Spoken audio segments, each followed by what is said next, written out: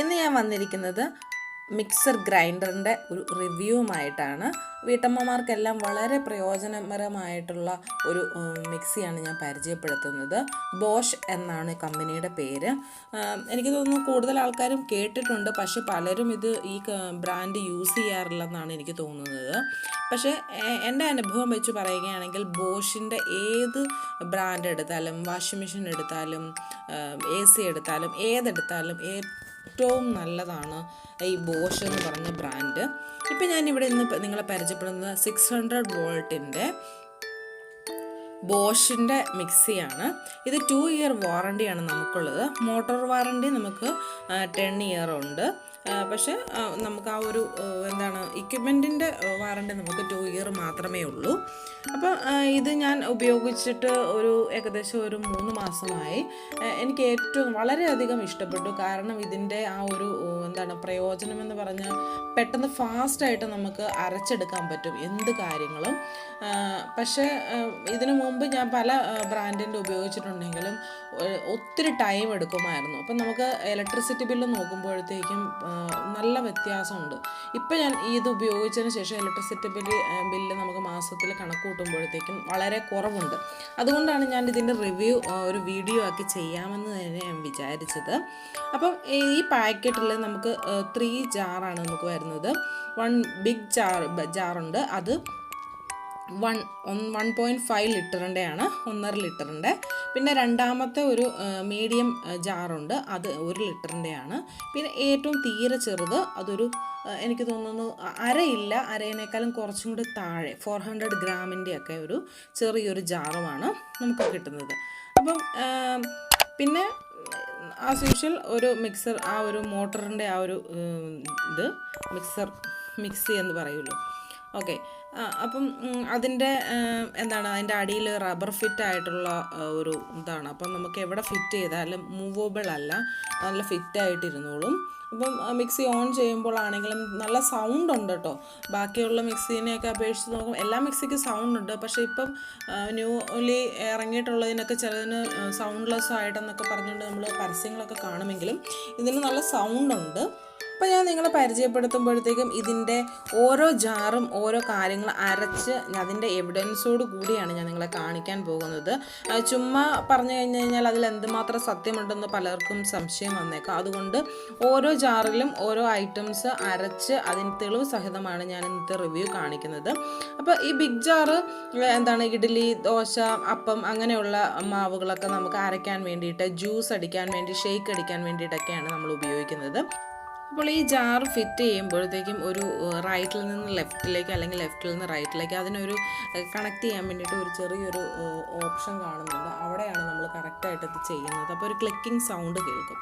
അപ്പോൾ നമുക്ക് ആദ്യം തന്നെ നമുക്ക് ആ ഏറ്റവും ചെറിയ ജാറിൽ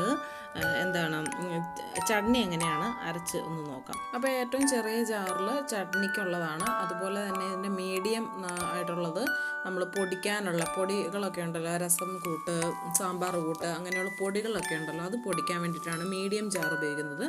ഏറ്റവും ബിഗ് ജാറ് എല്ലാം അരയ്ക്കാൻ വേണ്ടിയിട്ട്, ഇഡ്ഡലിയുടെ മാവ്, അപ്പത്തിൻ്റെ മാവ്, അങ്ങനെയുള്ളതൊക്കെ അരയ്ക്കാൻ വേണ്ടിയിട്ടാണ് ബിഗ്. ഓക്കെ, അപ്പം ഞാൻ ഈ ഏറ്റവും ചെറുതായിട്ടൊരു ചട്നി അരയ്ക്കാൻ വേണ്ടിയിട്ട് ഞാൻ ജസ്റ്റ് ഒന്ന് വെച്ച് കഴിഞ്ഞപ്പോഴത്തേക്കും ഭയങ്കര ഫൈനായിട്ട് അരഞ്ഞു പോയി. എനിക്കിപ്പോൾ തോന്നുന്നു ചെറുതായിട്ട് ഒതുക്കുക എന്നൊക്കെ പറയുമല്ലോ നമ്മൾ, കപ്പയ്ക്ക് അല്ല തോരനൊക്കെ ഒതുക്കാൻ വേണ്ടിയിട്ട് ഈ ജാറിനകത്ത് എന്തായാലും പറ്റത്തില്ല. കാരണം അതുപോലെ സ്പീഡാണ്, പെട്ടെന്ന് അത് ഭയങ്കര ഫൈനായിട്ട് അരഞ്ഞു പോകും.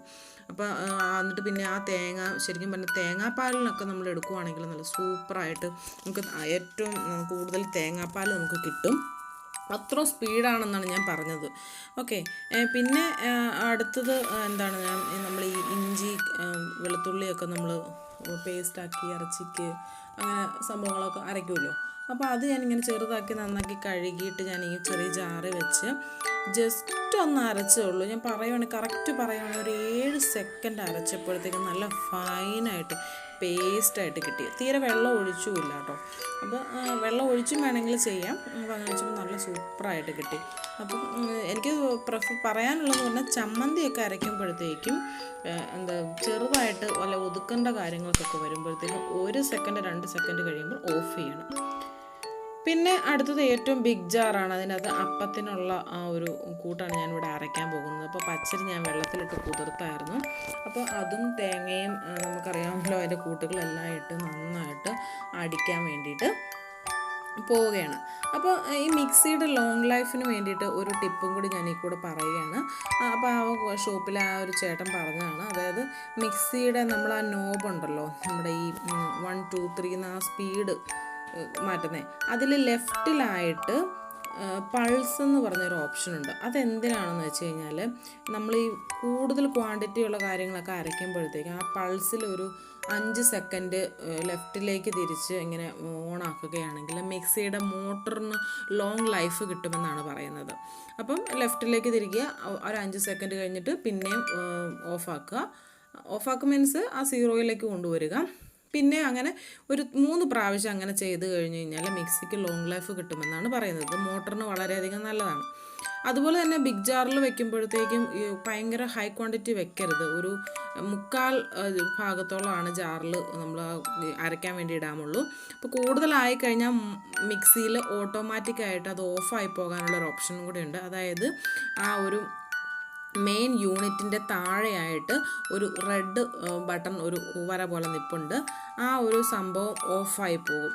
അപ്പോൾ അത് താഴത്തേക്ക് ഇറങ്ങി വരും. അപ്പം അത് മിക്സി ഇപ്പോൾ ഓൺ ആവുന്നില്ലെങ്കിൽ താഴെ ഒന്ന് ചെക്ക് ചെയ്ത് കഴിഞ്ഞ് കഴിഞ്ഞാൽ ആ റെഡ് ബട്ടൺ ജസ്റ്റ് ഒന്ന് പ്രസ് ചെയ്ത് അകത്തേക്ക് വെച്ച് കഴിഞ്ഞാൽ വീണ്ടും റീസ്റ്റാർട്ട് ചെയ്യാവുന്നതാണ്.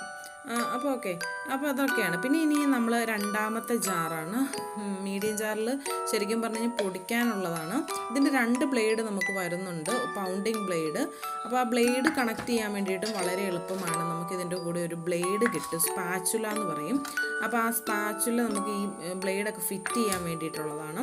അപ്പോൾ അത് താഴെ നമ്മളൊന്ന് പിടിച്ചിട്ട് ആൻറ്റി ക്ലോക്ക് വൈസിലേക്ക് തിരിക്കുമ്പോഴത്തേക്ക് അത് ഫിറ്റാകും. ഇനി റിമൂവ് ചെയ്യാൻ, അതിൻ്റെ ഫിറ്റായിരിക്കുന്ന ബ്ലേഡ് റിമൂവ് ചെയ്യാനാണെങ്കിൽ റൈറ്റിലേക്ക് തിരിച്ചാൽ മതി. അതും വളരെ എളുപ്പമാണ്. അപ്പോൾ ഓൾറെഡി ഒരു ഫ്രീ ബ്ലേഡ് ഉണ്ട്, പിന്നെ ഓൾറെഡി അതിൻ്റെ അകത്ത് അറ്റാച്ച്ഡ് ആയിട്ടൊരു ബ്ലേഡും ഉണ്ട്. അപ്പോൾ അതിനകത്ത് ഞാൻ ചട്നി വെറുതെ നമ്മളിത് ദോശയ്ക്കൊക്കെ ചമ്മന്തി അരയ്ക്കുമല്ലോ, അപ്പോൾ അങ്ങനെ അരച്ചപ്പോഴത്തേക്കും അതും വളരെ വേഗത്തിൽ തന്നെ അരഞ്ഞ് കിട്ടി നന്നായിട്ട്. പിന്നെ നമ്മളിങ്ങനെ അടിച്ച് കഴിയുമ്പോഴത്തേക്കും 5 മിനിറ്റ് കൂടുതൽ നമുക്ക് അടിക്കേണ്ട അവസ്ഥ വരികയാണെങ്കിൽ നമ്മളൊന്ന് ഓഫ് ചെയ്തിടണം. അതായത് ഹീറ്റാവാൻ ചാൻസ് ഉണ്ട്. ഹീറ്റായെന്നോർത്ത് പേടിക്കേണ്ട, അത് ഓഫ് ചെയ്തതിന് ശേഷം 2 മിനിറ്റിന് ശേഷം വീണ്ടും നമുക്ക് സ്റ്റാർട്ടാക്കിയിട്ട് അരയ്ക്കാവുന്നതാണ്.